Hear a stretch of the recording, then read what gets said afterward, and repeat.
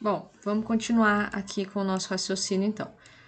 Qual que é a definição e a aplicação? As UTIs, elas podem ser classificadas de UTI adulto, pediátrica, pediátrica mista, que é a pediátrica neonatal, e neonatal. Aí a gente tem as especializadas, que são as cardiológicas ou coronarianas, as cirúrgicas, neurológicas, transportes, dentre outras. Como, por exemplo, eu não escrevi aqui, mas também a gente tem a parte de queimados, de trauma, tá? Esse é o local do hospital destinado à oferta, né, do suporte avançado de vida ao paciente, né, agudamente enfermo. O que significa agudamente enfermo? Significa que ele está adoecido de uma forma súbita, né? O agravo dele foi súbito. Então, por exemplo, pode uma pessoa estar na clínica médica, o quadro dela agravar e ela precisar de uma transferência, por exemplo. Nesse caso, ele vai ser transferido para a UTI para que ele tenha maiores chances de sobreviver. E essa definição traz algumas reflexões e questionamentos, principalmente na falta de critérios para se internar um paciente na UTI.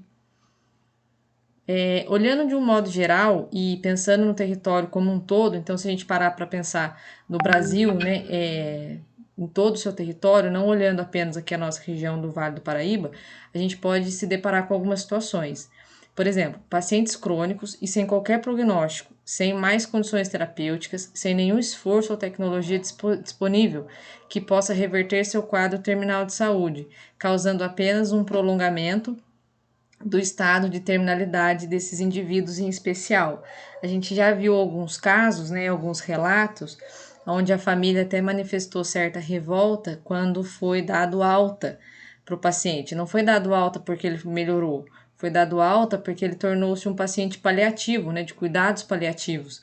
Então, em muitos locais a gente tem observado essa situação, onde a grosso modo não é para o paciente morrer no hospital, é para morrer em casa, rodeado da família, rodeado dos seus entes queridos e tudo mais. Aí gera-se um outro questionamento, que muitas famílias não estão preparadas, né, para esse momento, para essa situação, para os cuidados paliativos de modo geral. Então, por isso que a gente colocou que gera-se um questionamento, tá? Outra coisa que é questionável é a questão da internação de pacientes submetidos a algum procedimento cirúrgico, que poderiam ser monitorados no próprio centro cirúrgico, né, na sala de recuperação pós-anestésica. E logo que eles tivessem alta da RPA, eles seriam, né, encaminhados para a sua unidade de origem, as clínicas, a enfermaria, enfim. Mas infelizmente, em muitos casos, eles ainda são direcionados para a UTI. Né? Fato este que, além de aumentar o tempo de internação desses pacientes, ainda os coloca em maior risco de infecções, pois a unidade de terapia intensiva é um ambiente de alta complexidade. Então, o contato, né, o ambiente da UTI, ele requer um cuidado muito maior, né? Não que os outros não requeram esse cuidado, mas, né, a gente precisa ter muita atenção com relação a isso.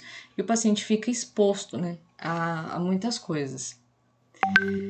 Ocupação de um leito de UTI com pacientes não elegíveis para tal. Isso acontece muitas vezes por falta de disponibilidade de leitos comuns, né?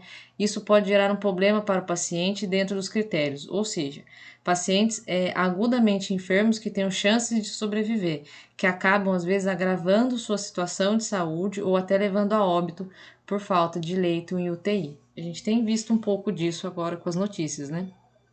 E aí a gente já vem falar um pouquinho a respeito do cuidado.